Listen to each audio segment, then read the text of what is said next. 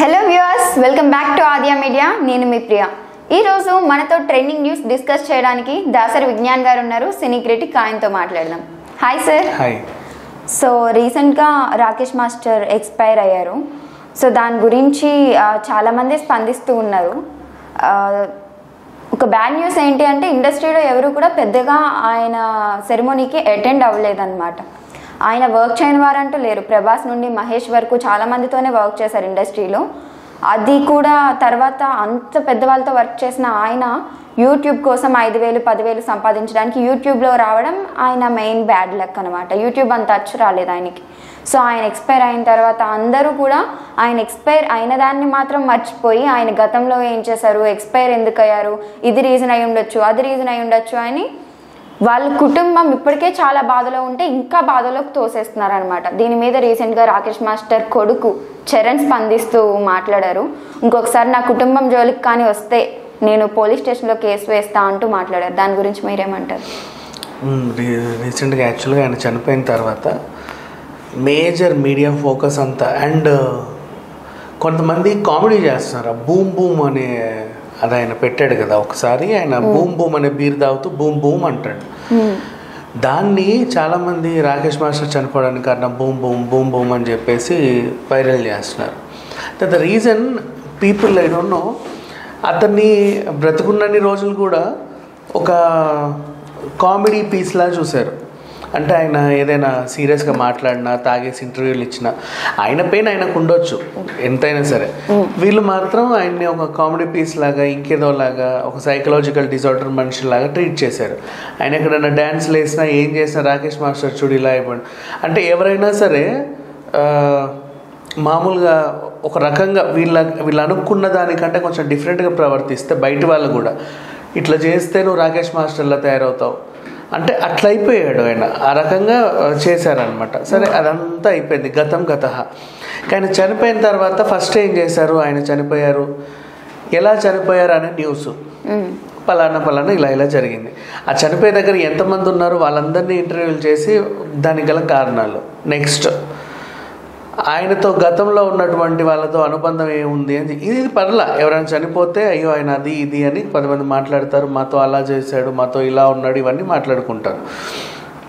దానిపై ఎక్కువ విమర్శలు, శేఖర్ మాస్టర్ వల్లే ఇలా జరిగింది, జానీ మాస్టర్ వల్లే ఇలా జరిగింది, ఆ మాస్టర్ వల్లే ఇలా జరిగింది, అండ్ అతన్ని వాళ్ళు వెన్నుపోటు పొడిచారు, వీళ్ళు వెన్నుపోటు పొడిచారు. అంటే మనుషులు లేరు భూమి మీద, అయితే లేడు ఇప్పుడు మనిషి. కానీ ఈ మనుషులు ఏం చేస్తారంటే ఆయన్ని రోజు రోజుకి వివాదం, ఏదో రకమైన వివాదం.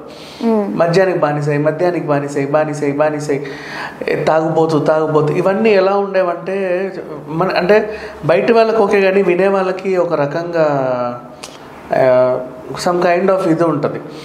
ఏదేమైనప్పటికి కూడా జనాలు అయితే దాన్ని సర్లే బతుకున్నంతకాలం బాగానే ఏదో రకంగా బ్రతికాడు, ఎవరి దగ్గర చేయి చాచలేదు, 10 మందికి అన్నం పెట్టాడు, 10 మందికి సహాయం చేశాడు. అండ్ కరోనా టైంలో కూడా ఎస్ఆర్కే ఛానల్ ద్వారా 50 లక్షలు వస్తే పేదవాళ్ళకి పంచాడు. కరోనాను కూడా లెక్క చేయకుండా బయట తిరిగి అందరికీ ఫుడ్ ఇచ్చాడు. ఇలాంటివన్నీ మాట్లాడుకున్నారు. వీటి గురించి గొప్పలు చెప్పుకుంటే పర్లేదు. ఇప్పుడు ఎవరైనా మనిషి లేరు అంటే మనం చేసిన మంచులు చెడులు ఏవో మాట్లాడుకుంటూ ఉంటాం. ఇంకా 2 అడుగులు ముందుకేసి కుటుంబం దూరం చేయడం వల్ల ఇలా అయింది, కారణం భార్యే, కారణం కొడుకే, కారణం కూతురే, కారణం వీళ్ళే, ఇంట్లో నుంచి గెంటేశారు. ఇది ఎలా ఉందంటే ఇప్పుడు ఆయనే పలు సందర్భాల్లో నా ఇల్లు వాళ్ళ భార్య గురించి కొడుకు గురించి ఎప్పుడు తప్పుగా చెప్పలే ఆయన ఏ ఇంటర్వ్యూలోని కూడా. చాలా సందర్భాల్లో ఆయనే చెప్పాడు, అందరికి ఇచ్చేసి నేనే అనాథలా బయటకు వచ్చాను, ఇలా ఆయన చాలా సందర్భాలు చెప్పుకున్నాడు. ఇప్పుడు ఏంటంటే మనిషి చనిపోయాడు కాబట్టి ఆ ఇల్లు ఏదైతే ఉందో బోరబండ్లో ఇల్లు, వాళ్ళందరూ కలిసి నువ్వు గెంటేసినందుకే చనిపోయాడు, నీ వల్లే చనిపోయాడు. వాళ్ళ అబ్బాయిని కూడా నువ్వు ఇట్లా చేసావంటగా అందుకే చనిపోయాడు, వాళ్ళ కూతుర్ని నువ్వు ఇలా చేసావంటగా అందుకే చనిపోయాడు. ఇలా మాటతో పొడుస్తూ ఉంటే వాళ్ళు బయట తిరగలేని పరిస్థితి.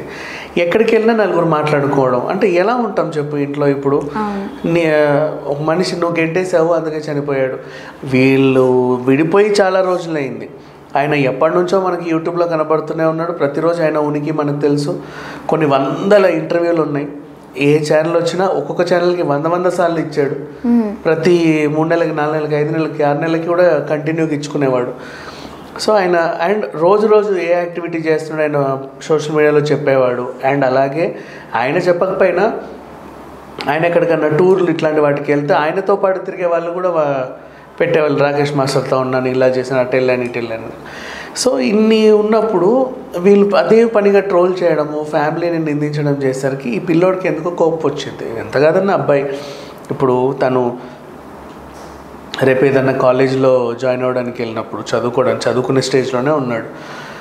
వాళ్ళందరూ కలిసి మీ అమ్మకి ఎంటేసినందుకే మీ డాడీ చనిపోయాడంట కదా అని చెప్పేసి ఆ అబ్బాయికి ఎలా ఉంటుంది సైకలాజికల్గా కొంచెం ఏదో ఉంటుంది కదా.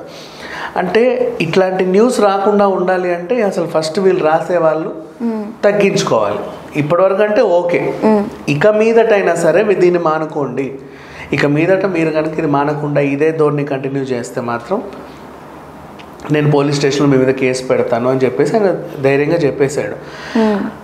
ఈ స్టేట్మెంట్ విన్న తర్వాత కూడా కొంతమంది యాంకర్లు ఏమంటారంటే ఆయన నెంబర్ తీసుకో మనం ఇంటర్వ్యూ చేద్దాం అంటున్నారు. సో ఆ రకంగా అయిపోయింది. సరే ఏదేమైనప్పటికీ కూడా ఈ పిల్లోడైతే మాత్రం చాలా మానసిక వేదనకు గురయ్యాడని మనకు అర్థమవుతుంది. నెక్స్ట్ నాకు తెలిసి ఇక్కడ నుంచైనా ఈ మేమ్స్ ఇవన్నీ ఆగిపోతే బెటర్. ఎందుకంటే చాలామంది కూడా ఒక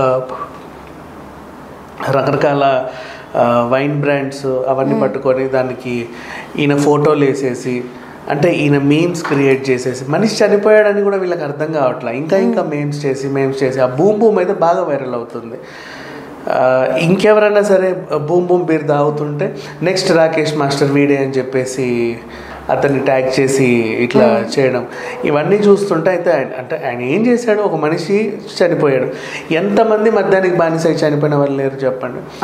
ఇంతకుముందు చరిత్ర తీసుకున్నా ఇంకా రాబోయే చరిత్రలో కూడా చాలామంది మనం అంతెందుకు ఇండస్ట్రీలో విన్న మహామహులు కూడా చాలామంది కూడా చివరి రోజుల్లో ఇలా మద్యానికి బానిసై చనిపోయారు అని చెప్పిన కథలే విన్నాం. లాస్ట్ అంతెందుకు మన మహానటి సావిత్రి సినిమాలోనే అలాగే చూపించారు. ఆవిడ గురించి కథలు కూడా అలాగే వచ్చాయి. ఆవిడని ఎవరైనా ట్రోల్ చేశారా? ఇప్పటికీ మహానటి అంటున్నారు కదా. మరి రాకేష్ మాస్టర్ ఎందుకు ట్రోల్ అవుతున్నాడు? రాకేష్ మాస్టర్కి ఏమైంది? ప్రాబ్లం ఏమొచ్చింది?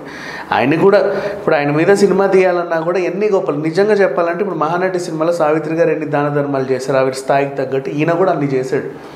అవి ఎవరు మాట్లాడుకోవట్లా. అంటే జనరేషన్ తేడానో లేకపోతే రోజు రోజు టెక్నాలజీ మేమ్స్ కల్చర్ పెరిగిపోయేసరికి ఇలా చేస్తున్నారో ఏంటో తెలియదు. కానీ లేదా పాత వాళ్ళంటే దైవ సమానులని ఇప్పుడు వచ్చిన వాళ్ళందరినీ చీప్గా చూస్తున్నారో తెలియట్లా. ఆయన ఏంటంటే ఒక టిక్టాక్ స్టార్, ఇన్స్టాగ్రామ్ రీల్స్ చేసే వాళ్ళని ఎలా ట్రీట్ చేస్తారో అలా ట్రీట్ చేస్తున్నారు. ఎంతవరకు కరెక్ట్ ఇది? సో దీనికే ఇప్పుడు ఈ అబ్బాయికి నెక్స్ట్ ఫ్యూచర్ ఉంది.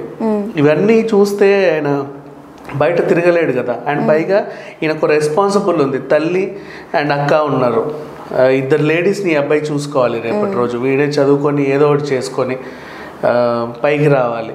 సో ఇట్లాంటి టైంలో ఇలాంటి నిందలు వేసేసరికి తట్టుకోలేక ఆ స్టేట్మెంట్ ఇచ్చాడు.